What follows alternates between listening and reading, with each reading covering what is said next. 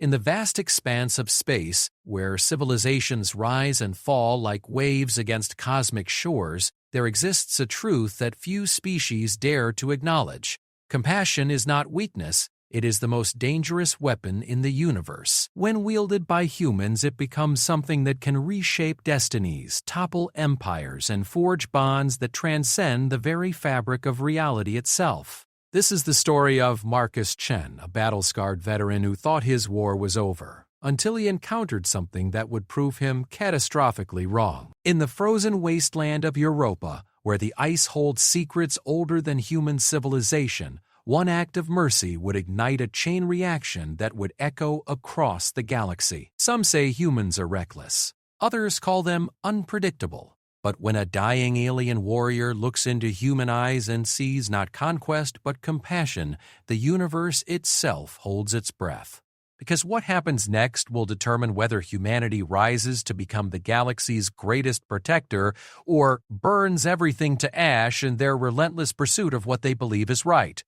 The aliens thought they understood warfare. They were about to learn what happens when humans fight not for territory or resources, but for something far more dangerous: love. The ice beneath Marcus Chen's boots cracked with each step, sending spiderweb fractures racing across the frozen surface of Europa. His breath formed crystalline clouds in the thin atmosphere, despite the environmental suit's heating system working overtime. 3 months into his assignment at Research Station Prometheus, and he still couldn't get used to the bone-deep cold that seemed to seep through every layer of protection. Marcus paused at the edge of the excavation site, his weathered hands gripping the safety rail. At 42, his body carried the accumulated weight of 2 decades in the Colonial Marines, followed by 5 years of corporate security work. The scars on his left temple, barely visible beneath graying brown hair, told stories of battles fought in the Outer Rim colonies. His dark eyes, once sharp with military precision, now held the weary resignation of a man trying to find purpose in peacetime. The archaeological dig stretched out before him like a wound in Europa's pristine surface. Dr. Sarah Martinez, the expedition's lead archaeologist, had been excavating the site for 6 months before Marcus arrived. What they'd found buried beneath 2 kilometers of ancient ice defied everything humanity thought it knew about the solar system's history. Another sleepless night, Marcus? Dr. Martinez's voice crackled through his comm unit. She emerged from the main excavation tunnel, her small frame bundled in an insulated worksuit. Despite being 15 years his junior, Sarah commanded respect through her brilliant mind and unshakable determination. Her Mexican heritage showed in her warm brown eyes and olive complexion, though months in Europa's artificial lighting had given her skin a pale quality. "Sleep's overrated," Marcus replied, his voice carrying the gravelly tone of someone who'd shouted too many orders over battlefield noise. Besides, someone needs to keep watch while you're down there playing with alien artifacts. Sarah's laugh was genuine, cutting through the bitter wind that swept across the excavation site. Alien artifacts that could rewrite human history. The structures down there, Marcus, they're at least 50,000 years old. Maybe older. We're talking about a civilization that existed before humans even developed agriculture. Marcus had seen the preliminary findings. Crystalline corridors that pulsed with residual energy, hieroglyphs that seemed to shift and change when nobody was looking directly at them.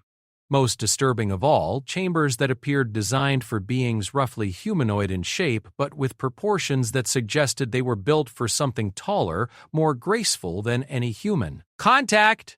The shout came from Tommy Nakamura, the expedition's communications specialist. The young Japanese-American technician was sprinting across the ice, his equipment pack bouncing against his back. "We've got multiple bogies coming in fast from the northeast quadrant." Marcus felt the familiar surge of adrenaline that had kept him alive through countless firefights. His hand moved instinctively to his sidearm, a modified plasma pistol that corporate regulations required all security personnel to carry. How many and what type? How many and what type? Unknown configuration, Tommy gasped, trying to catch his breath in the thin atmosphere. Definitely artificial. 3 vessels, moving in formation. They'll be here in approximately 4 minutes. Dr. Martinez grabbed Marcus's arm. "This could be first contact. We need to establish communications, We need to get everyone to the emergency bunker, Marcus interrupted, his military training overriding scientific curiosity. Now. The next few minutes passed in controlled chaos. Marcus coordinated the evacuation of non-essential personnel while keeping his eyes on the horizon. Sarah insisted on staying topside with a minimal crew, arguing that this moment was too important for humanity to hide in a hole. Marcus respected her courage, even as he cursed her stubbornness. The alien ships appeared as 3 points of light against Europa's star-filled sky, growing larger with alarming speed. As they approached, Marcus could make out their sleek, organic-looking hulls. They didn't look like any human vessel he'd ever seen. Instead of the angular industrial design philosophy favored by human engineers, these ships curved and flowed like living creatures. The lead vessel touched down 50 meters from the excavation site with barely a whisper of displaced air. Its hull seemed to ripple and shift, revealing an opening that dilated like an iris. Marcus raised his weapon, not aiming, but his enhanced vision systems, courtesy of military augmentations, analyzed the ship's surface and found materials that didn't match anything in human databases. Fascinating, Sarah whispered beside him. Look at the way the hull interface operates. It's almost biological. Something emerged from the ship's opening. Marcus's first impression was of impossible grace. The being stood roughly 7 feet tall, with elongated limbs and a torso that suggested both strength and flexibility. Its skin appeared to be a pale blue-gray, with darker patterns that might have been natural markings or some form of clothing. The head was angular, with large eyes that seemed to reflect light in unusual ways. More beings followed, and Marcus realized with growing concern that they were armed. The weapons they carried were elegant curves of what looked like crystalline metal, but the way they held them spoke of familiarity and training. These weren't scientists or diplomats. The lead alien raised one of its 4-fingered hands in what might have been a peaceful gesture. When it spoke, the words came through some form of translation device, rendering its speech in accented but understandable English. We seek the builder's legacy. You are unexpected. Dr. Martinez stepped forward despite Marcus's restraining hand on her shoulder. We're researchers from Earth. We've been studying the ruins beneath the ice. Are you connected to the civilization that built them? The alien's large eyes focused on Sarah with what might have been surprise. Earth humans. We did not know your species had discovered this place. It paused, seeming to consider its words carefully. I am Kethvar of the Zephyrian Collective. The builders were our predecessors. Their works are sacred to us. Marcus noticed movement from the other 2 ships. More aliens were emerging, and their body language suggested military training. His augmented hearing picked up what sounded like tactical communications between them, though the translation system couldn't render the rapid musical language they used among themselves. We mean no harm to your sacred sites, Sarah said diplomatically. We're simply trying to understand. The conversation was interrupted by a new sound cutting through Europa's thin atmosphere. Marcus's military experience immediately identified it as the whine of approaching aircraft engines, human engines. Shit, he muttered, checking his tactical display. 3 corporate gunships were incoming from the direction of the main colony, moving fast and broadcasting military identification codes. Kethvar's companions raised their weapons with fluid precision. The alien leader's translated voice carried new tension. Your military approaches. This was not agreed upon. We didn't call them, Marcus said quickly. Dr. Martinez, get on the comm and tell them to back off. But even as Sarah frantically tried to establish contact with the incoming gunships, Marcus could see the situation spiraling out of control. The corporate ships were broadcasting standard challenge protocols, demanding the aliens identify themselves and state their intentions. The aliens, meanwhile, were deploying into defensive positions that spoke of extensive combat experience. Kethvar looked directly at Marcus, and for a moment, the human felt an odd connection to the alien being. There was something in those large, reflective eyes that transcended species barriers. Intelligence, certainly, but also something that Marcus recognized from his own experiences. the weight of command, the burden of making decisions that would affect others' lives. Your people do not seem to share your peaceful intentions, Cathvar observed. Not all humans are the same, Marcus replied, keeping his weapon lowered despite every instinct screaming at him to take cover. Just like I imagine not all of your people are the same. The alien's head tilted slightly, a gesture that somehow conveyed both acknowledgement and puzzlement. An interesting perspective. Among the collective, unity of purpose is... The plasma burst struck the ground between the two groups, throwing up a geyser of superheated ice and rock. Marcus dove sideways, tackling Dr. Martinez and pulling her behind a piece of excavation equipment. The aliens scattered with inhuman speed and grace, their weapons beginning to glow with contained energy. "Cease fire!" Marcus shouted into his comm unit. "Repeat, cease fire!" "We have a diplomatic situation here." The response came from Colonel Harrison, commander of the local corporate security forces. "Negative, Chen. We have standing orders to secure that site from hostile alien incursion. All personnel evacuate immediately." Marcus watched as Cathvar and his companions took cover behind their ship. The alien leader's weapon was now fully charged, casting eerie shadows across the ice. This was exactly the kind of situation that Marcus had hoped to leave behind when he resigned his commission. A powder keg waiting for the right spark to explode into violence. "Colonel, these beings are trying to communicate." Sarah's voice cut through the tactical chatter. "They claim this site is sacred to them. We need to establish proper diplomatic protocols." "Negative, Doctor. We have intelligence suggesting these aliens may be advanced scouts for a larger invasion force. The site is to be secured and the aliens neutralized if they resist." Marcus closed his eyes for a moment, feeling the weight of decision. He'd spent 20 years following orders, believing that military discipline and chain of command were the foundations of human survival in a hostile universe. But as he looked at the aliens taking defensive positions, he realized something that challenged everything he'd believed about duty and obedience. The aliens weren't attacking. Despite being outnumbered and facing 3 military gunships, they were maintaining defensive postures. Cathvar, in particular, seemed to be trying to communicate with his people, possibly trying to de-escalate the situation from his end. "Stand down, Colonel," Marcus said into his comm, making a decision that would change everything. "I'm on site, and I'm telling you that these beings pose no immediate threat. Chen, you're a civilian contractor now. You don't have the authority to..." Marcus switched his comm to the tactical frequency used by the alien ships. He didn't know if they could understand him, but he had to try. "Cathvar, my people are... afraid. They've never encountered others like you before. Can your ships withdraw to a safe distance? Give us time to talk." The alien leader's response came through clearly on the same frequency. "Your warriors seem determined to claim this place by force. We cannot abandon the Builder's legacy to those who would desecrate it." "We're not trying to desecrate anything. We're trying to understand, but if this turns into a firefight, a lot of people are going to die, and understanding will be impossible." There was a long pause. Marcus could see Cathvar in consultation with his companions. The gunships were moving into attack formation, and Marcus knew that Colonel Harrison's patience was running out. Finally, Cathvar's voice came through the comm again. "You speak as one who knows the cost of war. Very well.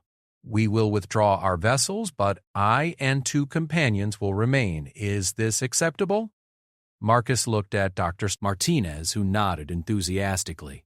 "Colonel, the aliens are willing to negotiate. They're moving their ships back." "Negative, Chen. We have our orders. All alien presence is to be eliminated." The first gunship moved into attack position, its main guns charging up for a killing shot. Marcus realized that his former colleagues were about to massacre beings who were trying to find a peaceful solution.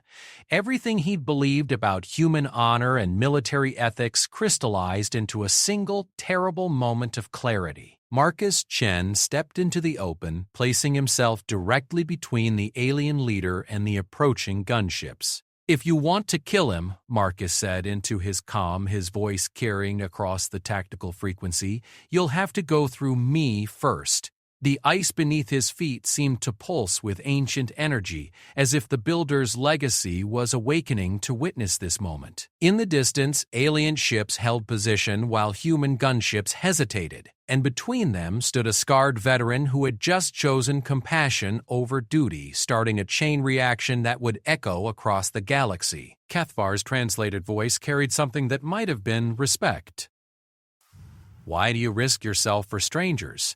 Marcus kept his eyes on the gunships, his body positioned to shield the alien behind him. "Because sometimes strangers become something more important. Sometimes they become the reason you finally understand what you've been fighting for." The universe held its breath, waiting to see if humanity's capacity for compassion could overcome its instinct for violence. In that frozen moment on Europa's ancient surface, the fate of two species hung in the balance, and a veteran's choice would determine whether this first contact became humanity's greatest triumph or its most shameful failure. The standoff lasted exactly 43 seconds, though to Marcus it felt like an eternity. He stood motionless between the charging weapons of the human gunships and the alien he was protecting, his heart hammering against his ribs. The tactical display in his augmented vision showed weapon lock indicators from all three corporate ships, while his proximity sensors detected the energy buildup from Kethvar's crystalline weapon behind him. Colonel Harrison's voice crackled through the comm with barely controlled fury. "Chen, move away from the hostile immediately, or you will be considered a collaborator." "There's nothing hostile about beings trying to protect their heritage," Marcus replied, not moving an inch. His voice carried the steady calm of someone who'd made peace with potentially dying for his convictions. "Stand down, Colonel. That's not a request." Dr. Martinez's voice joined the tactical frequency. "Colonel Harrison, I'm transmitting my preliminary archaeological findings to your ship right now. The structures beneath us are incredibly advanced. These people could teach us things that would revolutionize human understanding of physics, energy manipulation, maybe even faster-than-light travel." The pause that followed suggested Harrison was reviewing the data. Marcus used the moment to address Kethvar without turning around. "Your people have been watching this site for a long time, haven't they?" "For countless cycles," the alien replied, his translated voice carrying notes of what might have been sadness. "We've waited for the day when we might be worthy to fully explore the Builder's legacy. Your species arriving here was unexpected, but not unwelcome." Another pause. When Kethvar spoke again, there was something different in his tone. The Builder's writings speak of a species that would arise from the third world of this system, beings of great passion and contradictory nature, capable of both magnificent creation and terrible destruction. They called them the Catalyst people. Marcus felt a chill that had nothing to do with Europa's frozen atmosphere. Catalyst for what? Change. Evolution. The ending of what was and the beginning of what might be. Colonel Harrison's voice cut through their conversation with military precision. "Chen, I've reviewed Dr. Martinez's data.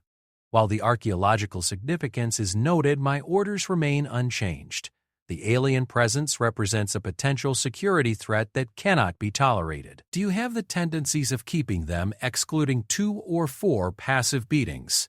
Marcus could hear the gunship's weapons cycling to full power. In moments, the situation would escalate beyond any possibility of peaceful resolution. He made a decision that would haunt his dreams for years to come. "Tommy," he called to the communications specialist, "are you recording everything?" "Yes, sir. Full audio and video documentation." "Good. Make sure it gets transmitted to Earth immediately. Let the whole solar system see what happens here." Marcus's voice carried across all frequencies. "Colonel, you want to open fire on unarmed archaeologists and diplomatic aliens. You do it knowing that every human being from Mercury to the Kuiper Belt will watch you pull that trigger." The moment stretched taut. Marcus could almost hear Harrison's mind working through the political implications. Corporate security forces massacring potential first contact representatives would create a public relations disaster that would echo through every human colony. Kethvar's weapon powered down behind him. "You are Unique among your species, Marcus Chen. In the ancient texts, the builders spoke of individuals who could bridge the gap between different ways of thinking. They called them pathfinders. I'm just a tired soldier trying to do the right thing, Marcus replied. Perhaps, but the right thing at the right moment can reshape destiny itself. Martinez approached carefully, her hands visible and empty. Kefar, Marcus is right about us being archaeologists, not soldiers. We're here to learn, not to take anything that doesn't belong to us.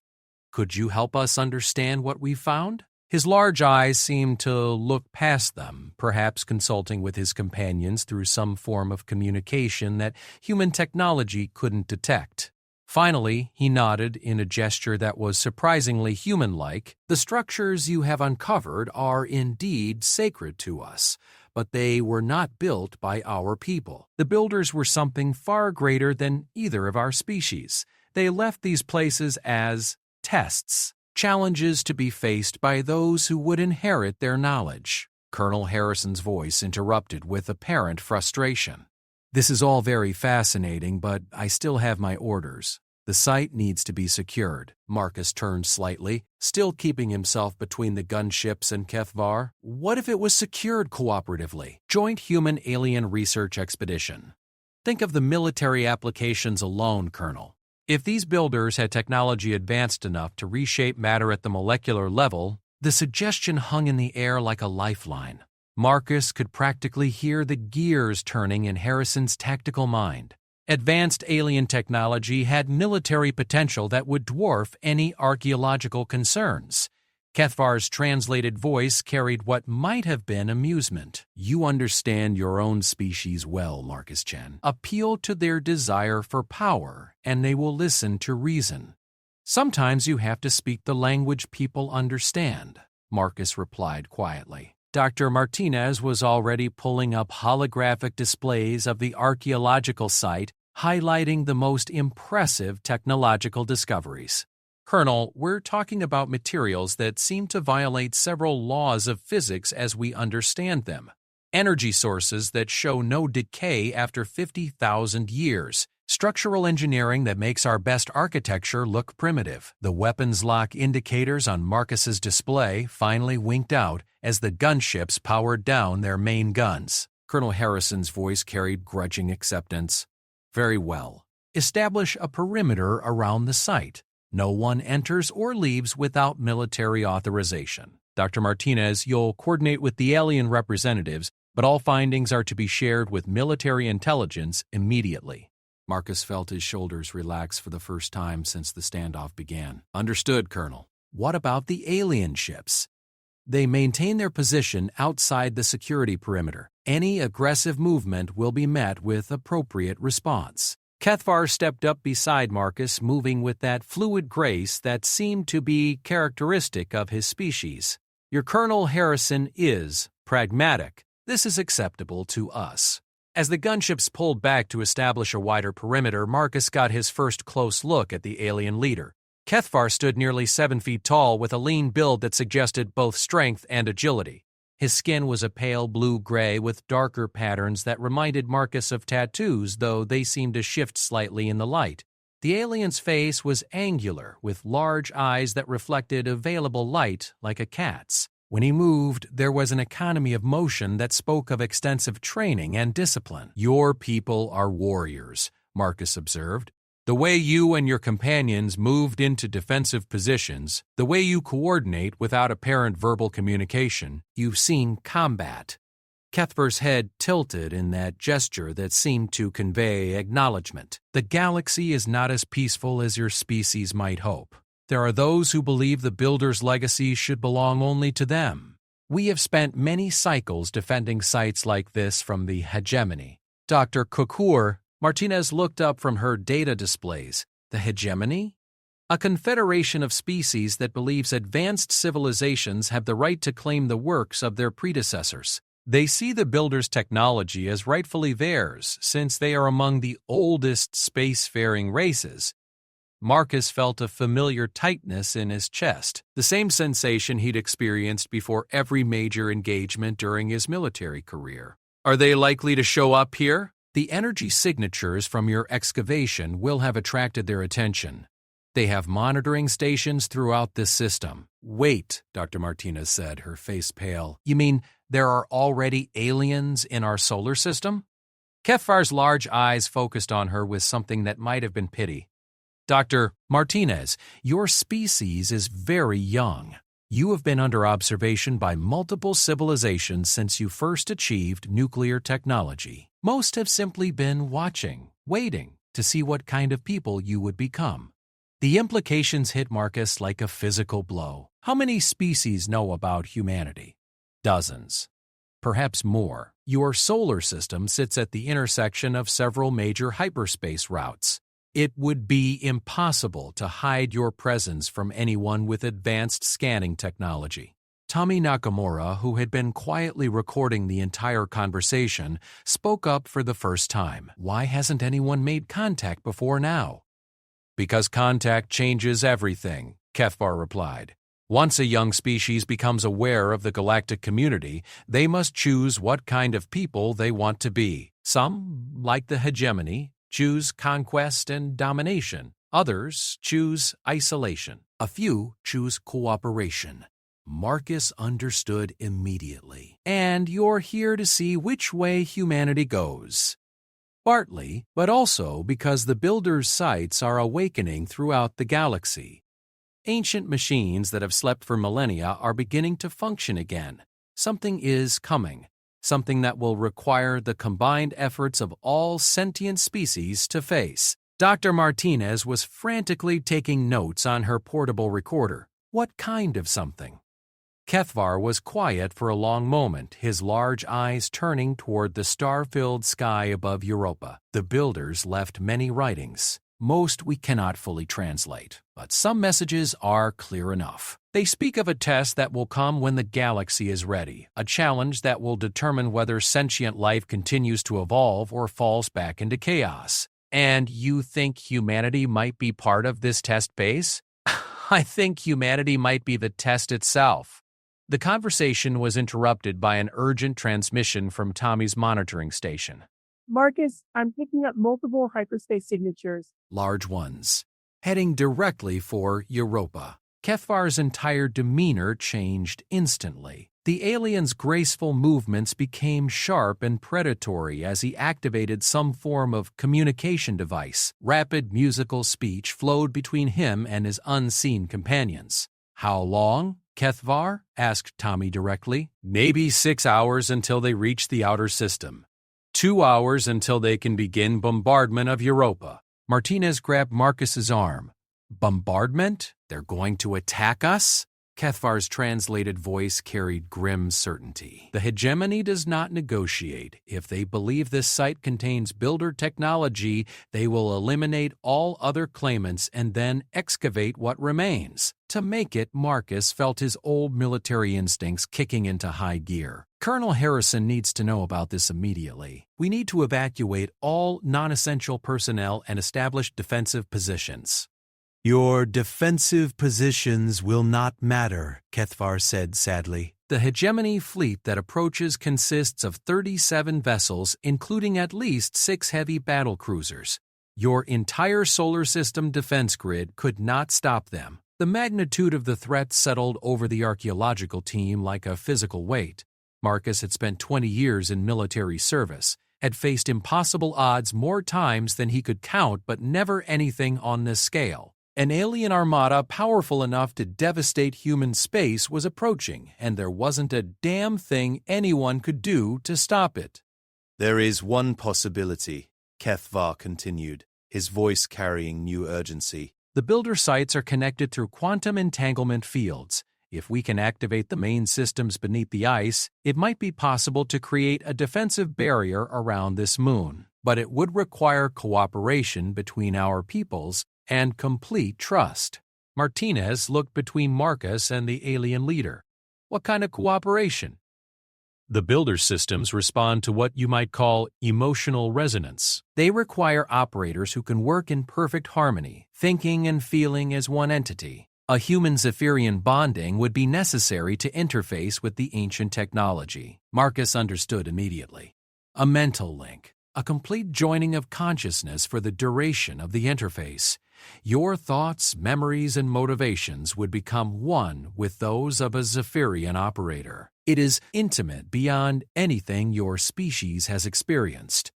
The weight of decision settled on Marcus's shoulders once again. In less than 2 hours, an alien fleet would arrive with enough firepower to sterilize Europa and everyone on it. The only chance for survival required a level of trust that went beyond anything demanded by military service or personal relationships.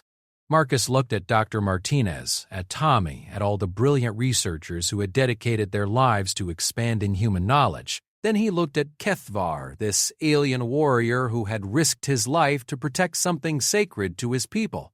What do you need me to do? First, we descend into the builder site itself. The main interface chamber lies 3 kilometers beneath the ice. Then, Marcus Chen of Earth, you and I will discover whether the bond between our species is strong enough to wake the sleeping guardians of this place. As alarms began blaring across the archaeological site and evacuation ships launched from the main colony, Marcus Chen prepared to descend into the ancient darkness beneath Europa's ice. In less than 6 hours, he would either help activate technology beyond human comprehension or watch as everything he'd sworn to protect burned in the fire of alien weapons. The descent into the builder site felt like traveling through the arteries of a sleeping giant. Marcus followed Kethvar through corridors that pulsed with faint bioluminescent energy, the walls carved from some material that seemed to be part crystal, part metal, and part something that defied classification entirely. His footsteps echoed strangely in the artificial atmosphere that the site's ancient systems somehow maintained. Dr. Martinez and 2 other researchers accompanied them, their scientific instruments recording everything. The temperature remained constant despite being 3 kilometers beneath Europa's frozen surface, and the air itself seemed to carry traces of ozone and something else that Marcus couldn't identify but that made his augmented neural implants tingle with strange sensations. The builders understood biotechnology in ways that our civilizations have never achieved, Kethvar explained as they moved deeper into the complex. His translated voice carried easily through the corridor's acoustic properties. These structures are grown rather than built.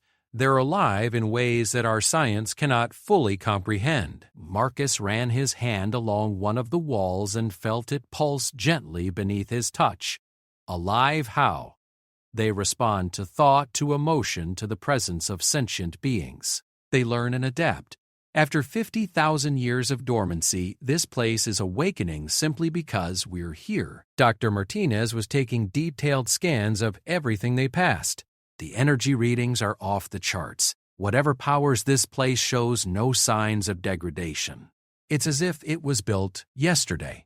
They emerged into a vast chamber that took Marcus's breath away. The ceiling stretched up into darkness beyond their portable lights, while the walls curved away in graceful arcs that suggested the room was far larger than their illumination could reveal. But what commanded attention was the structure in the center of the chamber. It rose from the floor like a crystalline tree, its trunk a fusion of what looked like living crystal and some form of advanced technology. Branches spread out in all directions, each one ending in nodes that pulsed with soft, multicolored light. The entire structure hummed with contained energy that Marcus could feel in his bones. The interface, Kethvar said simply. The heart of this site's defenses. Through this device, the builders could coordinate the defensive systems of every site in this star system. But it requires 2 operators working in perfect mental harmony. Marcus approached the structure carefully. As he drew near, the lights within it seemed to pulse faster, responding to his presence. How do you know so much about builder technology? Because my people have been guardians of their sites for thousands of your years. We've studied their works, learned to operate some of their simpler devices, but this Kethvar gestured toward the interface with what might have been reverence. This is beyond our capability alone. It requires a specific type of neural pattern that my people lack. Martinez looked up from her tricorder readings. Creativity and structure working in harmony. Logical thinking combined with intuitive leaps. Aggression balanced by compassion. The builders designed these interfaces for a species that embodies apparent contradictions. Marcus felt a chill of understanding. They designed it for humans, or for beings like humans. The galaxy has produced many species, but few that combine such opposing traits into functional wholes. Your people's capacity for both logic and emotion, your ability to cooperate and compete simultaneously, your talent for both creation and destruction, these are rare gifts. Tommy's voice crackled through their comm units from the surface. Marcus, I'm getting updates from the outer system monitoring stations. The hegemony fleet has been positively identified. 37 ships, just like Kethvar said. They'll reach effective bombardment range in 90 minutes. Time was running out. Marcus looked at the interface, then at Kethvar. What exactly does this mental bonding involve? The alien leader was quiet for a moment, his large eyes reflecting the pulsing lights of the ancient device. For the duration of the interface, we will share all thoughts, all memories, all emotions. Nothing can be hidden. You will experience my life as if you had lived it, and I will experience yours. The implications were staggering. Marcus had secrets buried in his mind that he'd never shared with anyone. Moments of cowardice, decisions that had led to good people dying, the accumulated guilt and trauma of 20 years of warfare. Everything? Everything? But also, Marcus Chin, you will understand my people as no human ever has. You will know our history, our fears, our hopes for the future. The knowledge exchange works both ways. Dr. Martinez stepped between them. This could be incredibly dangerous. We have no idea what kind of psychological damage complete mental merger might cause. Marcus, you could lose yourself entirely. Marcus looked around the ancient chamber. The walls seemed to pulse with increased intensity as if the structure itself was responding to their urgency. Somewhere far above them, human families were beginning their evacuation from Europa's research colonies, children who would never see their homes again if the hegemony fleet wasn't stopped. Dr. Martinez, I've spent the last 5 years trying to figure out what my life means now that the shooting has stopped. Maybe this is it.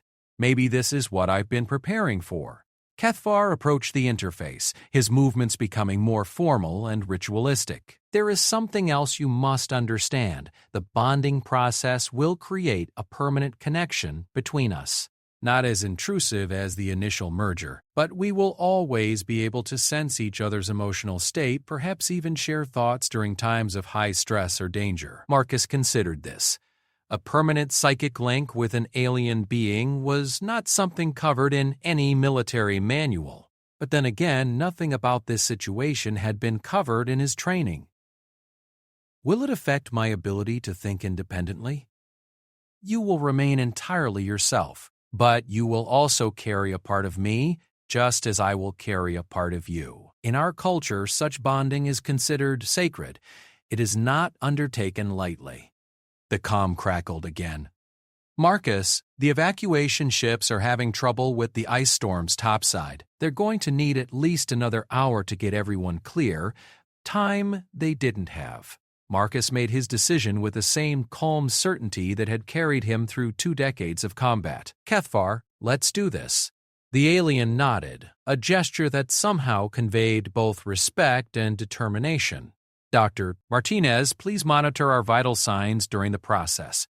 If either of us shows signs of neurological distress, you must break the connection immediately. Dr. Martinez reluctantly agreed, setting up her medical monitoring equipment around the interface. As she worked, Marcus found himself studying Kethvar more closely. The alien's angular features held a dignity that transcended species boundaries, and there was something in his large eyes that spoke of deep personal sacrifice. "Why are you willing to do this?" Marcus asked. "Your people could just leave. Let humanity deal with the hegemony on our own." Kethvar's translated response carried complex harmonics that suggested emotions too nuanced for the translation system to fully convey. Because the Builder's prophecies speak of a time when all species must choose between cooperation and extinction. Because my people remember what it was like to face the hegemony alone. And because you placed yourself between my life and your own people's weapons. Such courage deserves to be answered with courage. They approached the interface together. Up close, Marcus could see that the crystalline structure was covered with intricate patterns that seemed to shift and flow like living circuits. As they drew near, sections of the tree-like device began to glow more brightly, and Marcus felt a strange resonance in his augmented neural implants. "Place your hands here," Kethvar instructed, indicating two smooth areas on the central trunk. "And Marcus, try to keep your mind open. The process will be disorienting at first." Marcus positioned his hands on the warm crystal surface. The moment his palms made contact, he felt a tingling sensation that rapidly spread up his arms and into his nervous system. Kethvar placed his four-fingered hands on corresponding areas, and the interface immediately blazed with brilliant light. The merger hit Marcus like a tsunami of alien consciousness crashing into his mind. Suddenly, he was flying through the void of space in a graceful ship that responded to thought as much as control interfaces. He was standing before a council of tall, elegant beings discussing the discovery of a new species on the third planet of an unremarkable star system. He was grieving the loss of companions who had died defending a builder site from hegemony raiders. But through it all, he remained himself. The alien memories layered over his own experiences without replacing them, creating a dual perspective that was both overwhelming and exhilarating. He felt Kethvar's surprise and wonder as human memories flowed in return. The alien experienced Marcus's first firefight on Ceres Colony, the desperate defense of the mining stations at Tau Ceti, the moment when Marcus held a dying friend in his arms and promised to make the sacrifice matter. Through Kethvar's understanding, Marcus suddenly comprehended the true scope of galactic civilization. Hundreds of species scattered across thousands of star systems, most of them older and more advanced than humanity. The hegemony was revealed as a coalition of ancient races that viewed younger species as either useful servants or inconvenient obstacles. They had crushed dozens of emerging civilizations, strip mining their worlds for resources and enslaving the survivors. But Marcus also felt Kethvar's hope. The builder sites throughout the galaxy were awakening, responding to some cosmic signal that the ancient race had built into their technology. Something was coming that would require the combined efforts of all sentient life to face Ebb, and the tests built into builder sites were designed to identify species capable of that level of cooperation. The interface responded to their merged consciousness with increasing intensity. Ancient systems throughout the site began powering up, and Marcus felt the awakening of defensive technologies that had slept for 50 millennia. Through sensors built into the structure itself, he could perceive the approaching hegemony fleet, 37 ships arranged in perfect battle formation. Now Kethvar's voice echoed in his mind, no longer requiring translation. Channel our unity through the interface. Show it that two species can become one in purpose. Marcus focused every ounce of his will and training into the connection. He thought of Dr. Martinez and her dedication to knowledge, of Tommy's courage in the face of the unknown. Of all the human colonies scattered throughout the solar system, all the families and children who deserved a chance to grow and learn and become something greater than what they were. Through Kethvar's perspective, he felt the same protective instincts directed toward Zephyrian colonies, toward the thousands of species that the hegemony had marked for conquest or extinction. Their shared determination flowed into the interface, and the ancient device responded by awakening defensive systems that spanned the entire Europan ice shell. The chamber filled with harmonic vibrations as massive mechanisms deep within the moon's core came online. Through their link with the interface, Marcus and Kethvar could feel energy fields stronger than anything in human science, spreading out from Europa to encompass the entire moon in a protective barrier. But the effort was taking its toll. Marcus felt his consciousness beginning to fray at the edges as the strain of maintaining the merger pushed his neural implants beyond their design limits. Kethvar was experiencing similar stress, his alien physiology struggling to process the intensity of human emotions and memories. Hold on, Marcus thought through their link. Whatever happens, we hold on.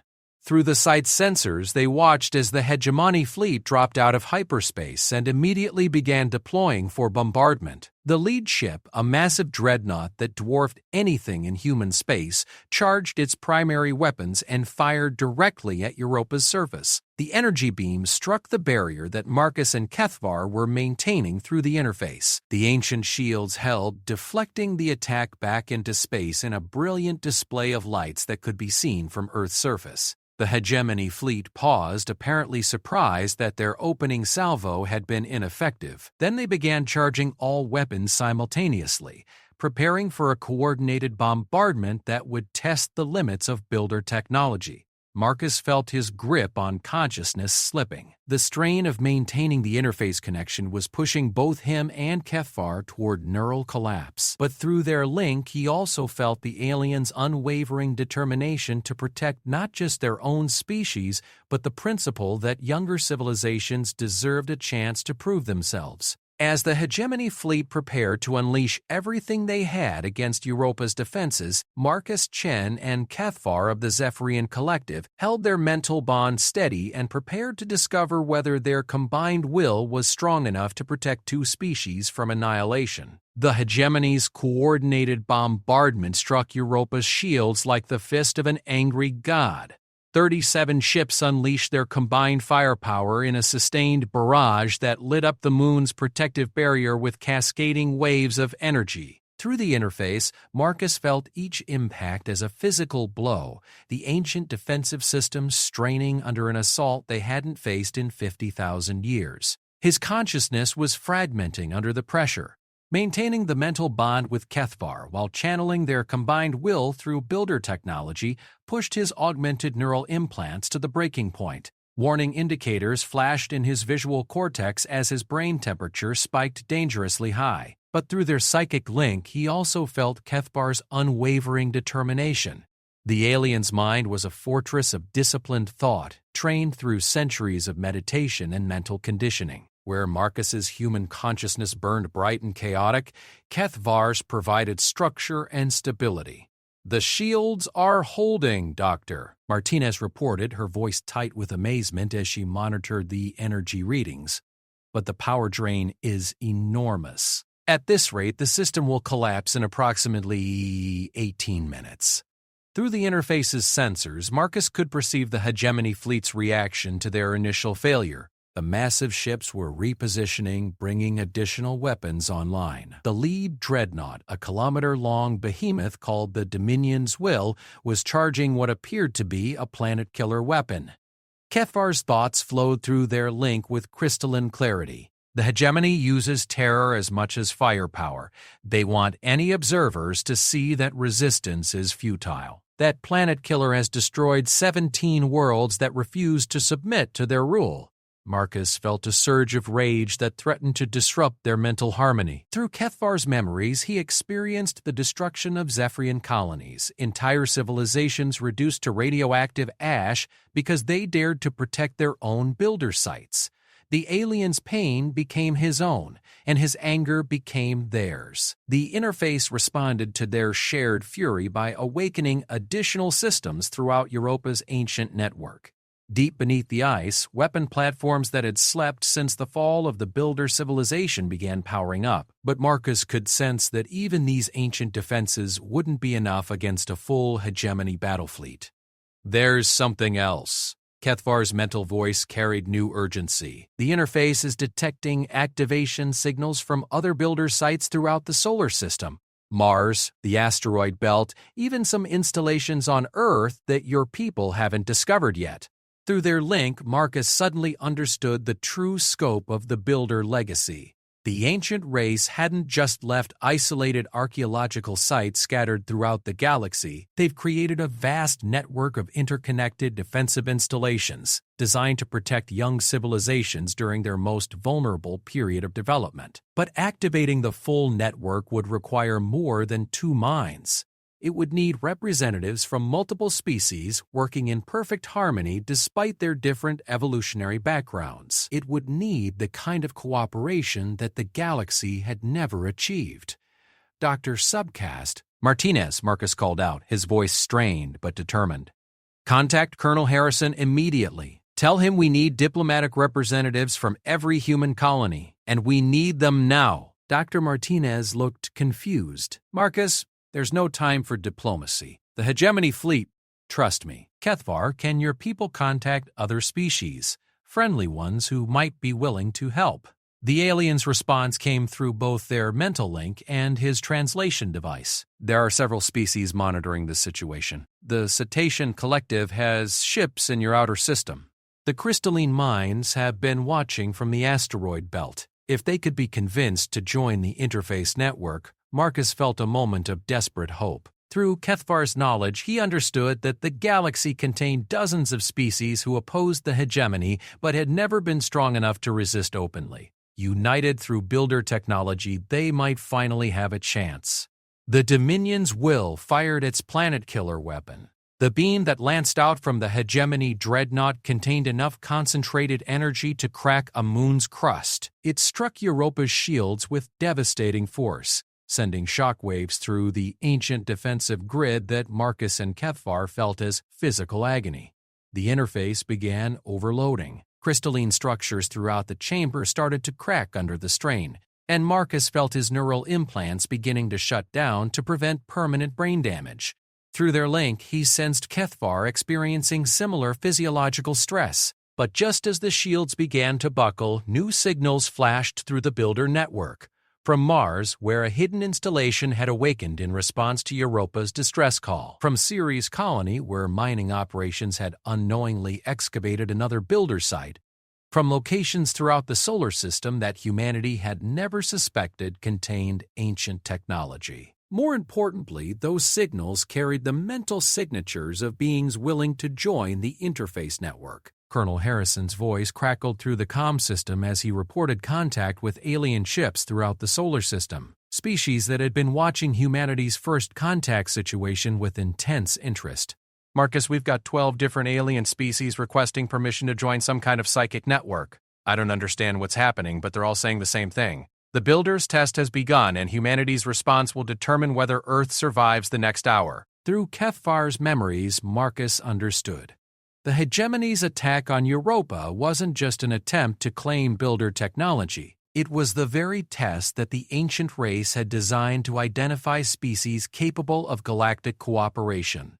The young civilizations of the solar system now had to choose between working together or facing annihilation separately. Marcus reached out through the interface, extending the mental bridge that connected him to Kethvar toward the other alien minds that were requesting contact. Martinez was monitoring the process with growing amazement as the chamber filled with additional crystalline structures that grew from the walls like living things. The first connection came from Captain Vorth of the Cetacean Collective, a whale-like being whose ship had been orbiting Jupiter for the past 3 months.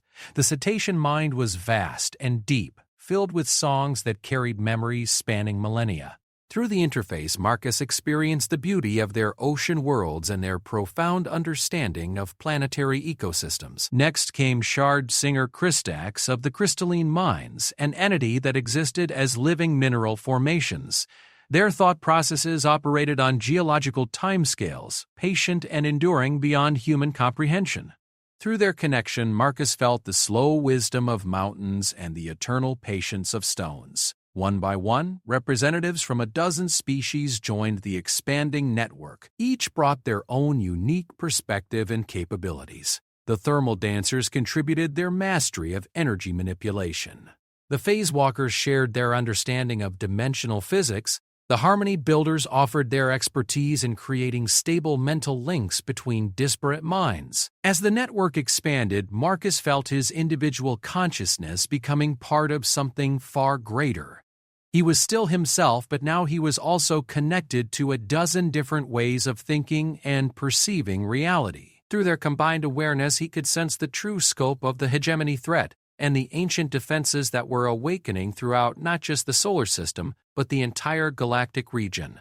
The Dominion's will fired again, this time supported by the concentrated weapons of the entire hegemony fleet. The energy barrage was enough to sterilize a planet's surface, delivered with the precision that came from conquering hundreds of worlds. But now Europa's shields were being supported by the combined will of 13 different species channeled through a builder network that spanned dozens of star systems. The barriers didn't just hold against the attack, they began to actively push back, reflecting the Hegemony's own weapons against their ships. Marcus felt the alien fleet's confusion through the interface's long-range sensors. For the first time in their military history, the Hegemony was facing unified resistance from multiple species working in perfect harmony. Their battle doctrine had no response to an enemy that combined human creativity, Zephyrian discipline, Cetacean wisdom, and the unique strengths of a dozen other civilizations. "The network is stable," Dr. Martinez reported with wonder in her voice.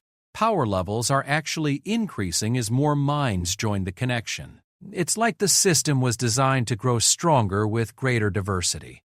Through Kethvar's knowledge, Marcus understood that this was exactly what the builders had intended. They had created a test that could only be passed through cooperation, a challenge that would forge the kind of alliances necessary to face whatever cosmic threat had driven the ancient race to extinction. The Hegemony fleet began to withdraw, their massive ships pulling back from Europa's increasingly powerful defenses.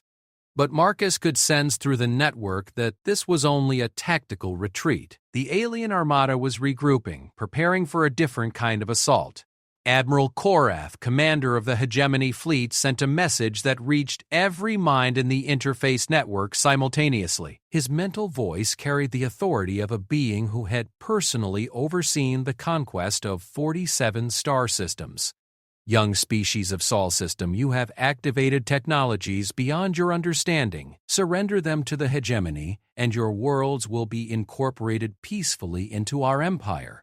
Resist, and we will demonstrate why 1,000 civilizations have chosen submission over annihilation." The response came not from any single mind, but from the collective will of 13 species speaking as one entity. Marcus felt his own thoughts merge with those of his new allies as they delivered their answer to the Hegemony's ultimatum. "We are no longer separate civilizations to be conquered one by one.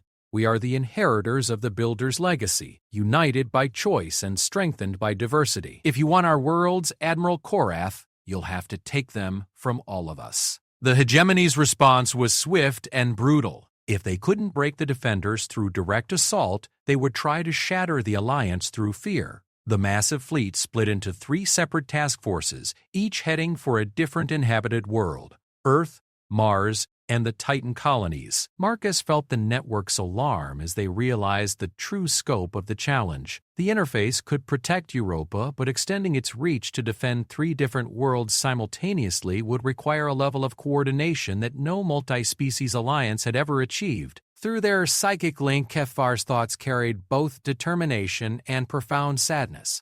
"This is how the Builders died, Marcus. They faced an enemy that forced them to choose between saving some of their people or losing all of them. The test they left behind is designed to see if we can succeed where they failed." As Hegemony warships bore down on humanity's home worlds, the fate of 2 species hung in the balance.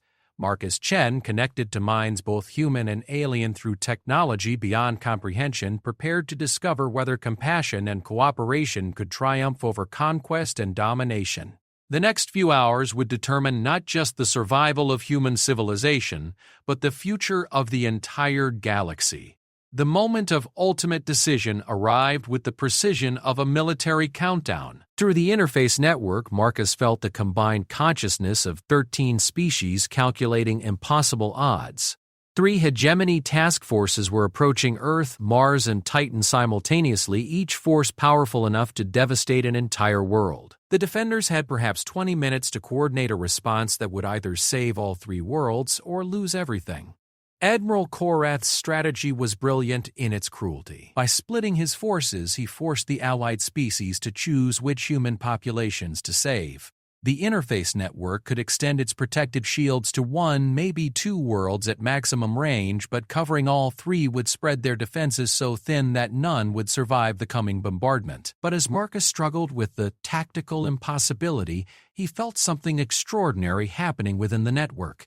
Each alien mind was contributing not just their raw willpower, but their species' unique understanding of physics, energy manipulation, and dimensional mechanics. The Cetacean Collective's mastery of gravitational fields, the crystalline mind's ability to create stable matter configurations, the Phase Walker's comprehension of space-time manipulation.atgp.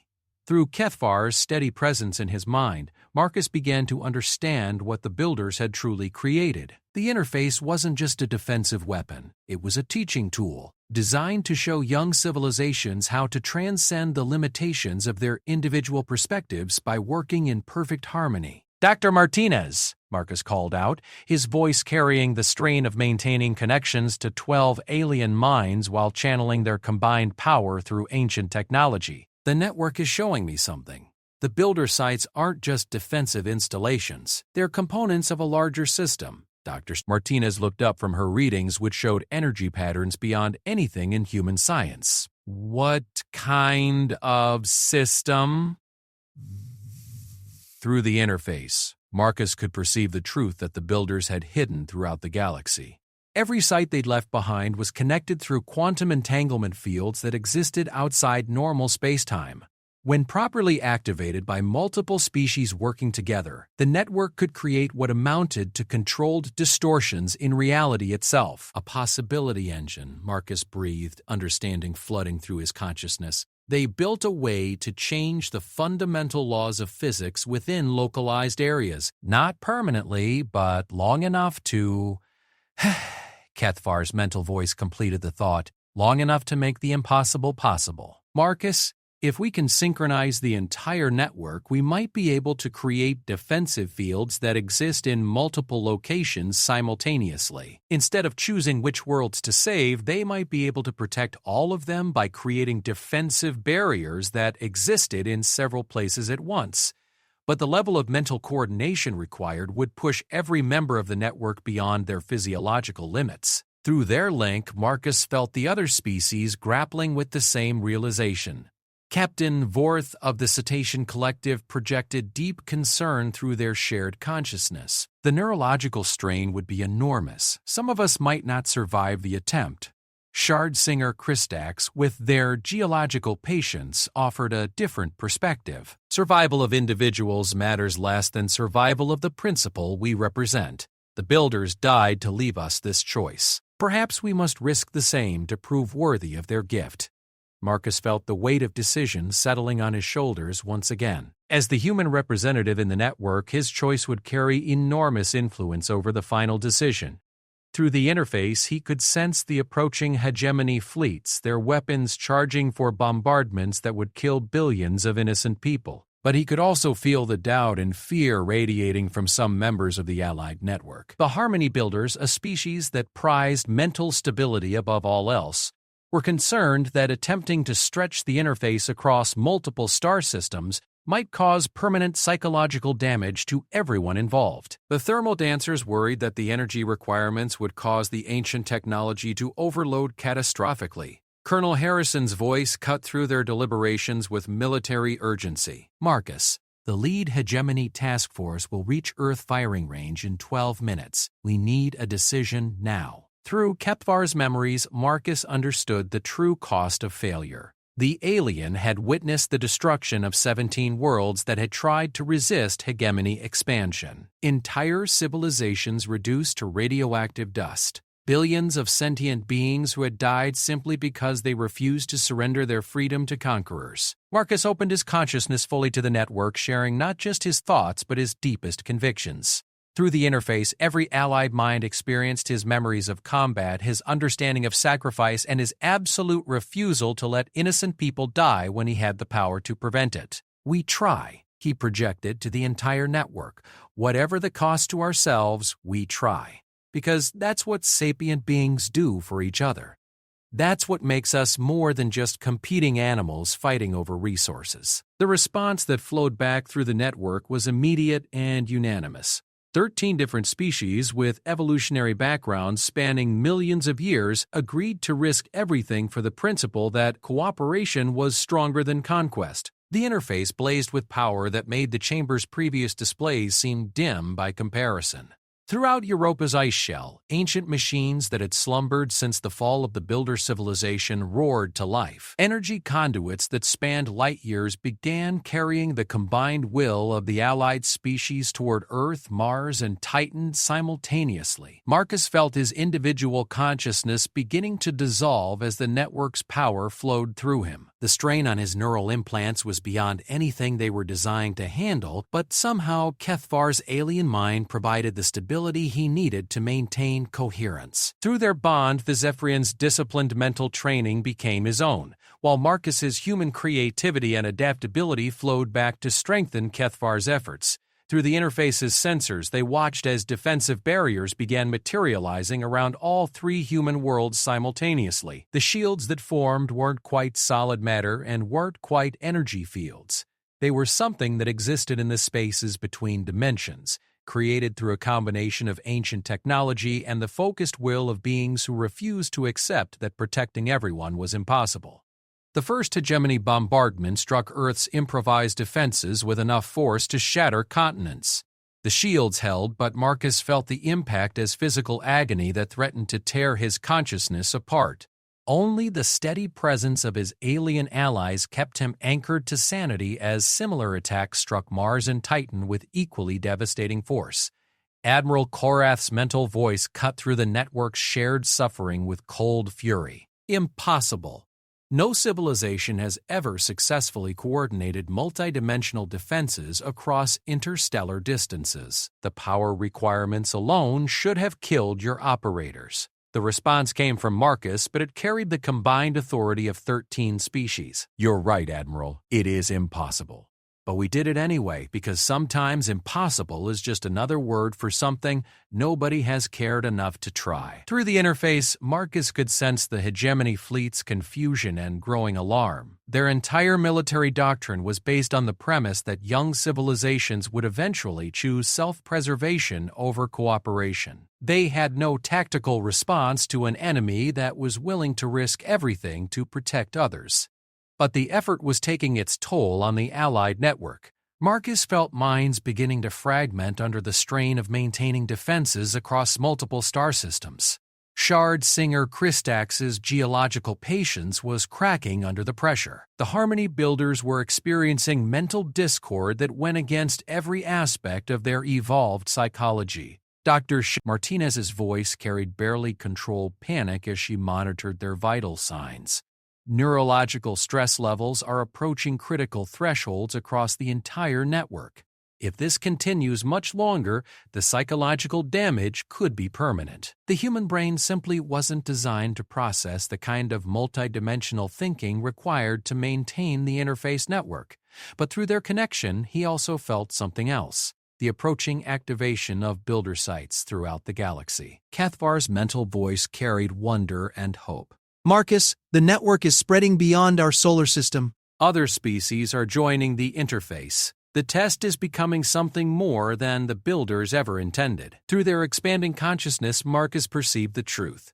The Alliance's successful defense of human worlds had sent a signal throughout builder space that cooperation was possible. Species that had hidden from the hegemony for millennia were emerging from isolation, adding their minds to the growing network of resistance.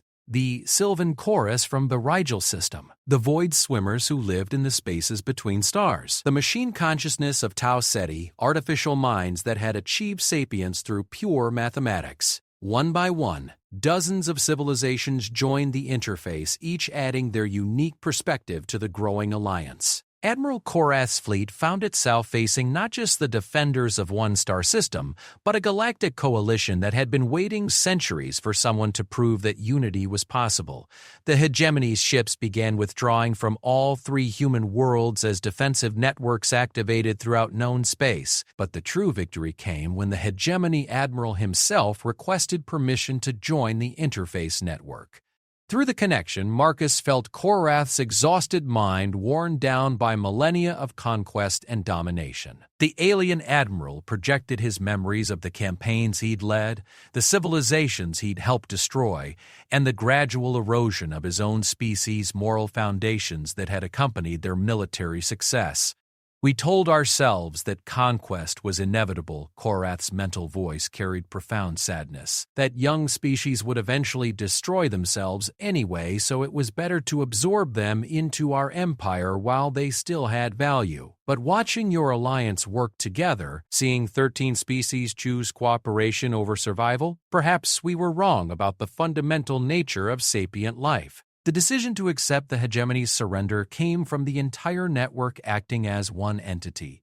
Marcus felt his own human instincts for mercy combining with Kethvar's Zephyrian honor, the Cetacean Collective's wisdom, and the patient forgiveness of the crystalline minds. Together they offered the hegemony what no conquered civilization had ever received, a chance at redemption. As hegemony ships powered down their weapons and requested permission to approach peacefully, Marcus finally understood what the builders had really created, not just defensive technology, but a test that would either forge the kind of galactic alliance capable of facing cosmic threats or demonstrate that sapient life wasn't ready for the challenges that lay ahead. Through the interface network, he felt the presence of thousands of species throughout the galaxy, all connected by the realization that cooperation was not just possible but necessary for survival. The Builders' true legacy wasn't their technology. It was the proof that beings from different worlds could choose to work together even when everything in their evolution urged them toward competition and conflict. Marcus Chen, a tired veteran who had spent his life fighting to protect others, had become the catalyst for the greatest alliance in galactic history. As the interface network stabilized into a permanent connection between worlds, he felt Kethvar's gratitude flowing through their bond, along with something deeper, the knowledge that they had both found their true purpose at last. The universe held its breath no longer. Compassion had proven stronger than conquest, and the galaxy would never be the same. 6 months later, Marcus stood on the observation deck of New Geneva Station, watching as ships from 100 different species worked together to construct the first Galactic Cooperative Council. Beside him, Kethvar observed the construction with the same satisfaction, their permanent mental bond allowing them to share the moment without need for words. Dr. Martinez approached, carrying a datapad filled with reports from builder sites throughout known space. The archaeological findings are extraordinary. It turns out the builders faced the same test we just completed. They just chose differently. Marcus nodded, understanding. Through the interface network, they'd learned that the builders had possessed the same choice between cooperation and isolation. They'd chosen to face their cosmic threat alone, and their civilization had paid the ultimate price for that decision. What was the threat they faced? Marcus asked. Kethvar's translated voice carried new urgency. According to the records we've uncovered, it's still coming. The builders calculated its arrival at approximately 50 years from now, something from outside our galaxy that views all sapient life as a contamination to be cleansed.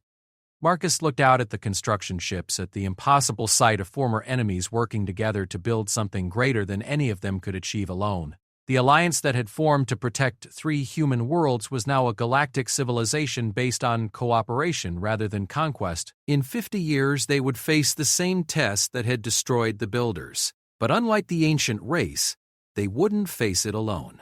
They would meet it as Marcus had learned to meet every challenge, together with compassion as their weapon and unity as their shield.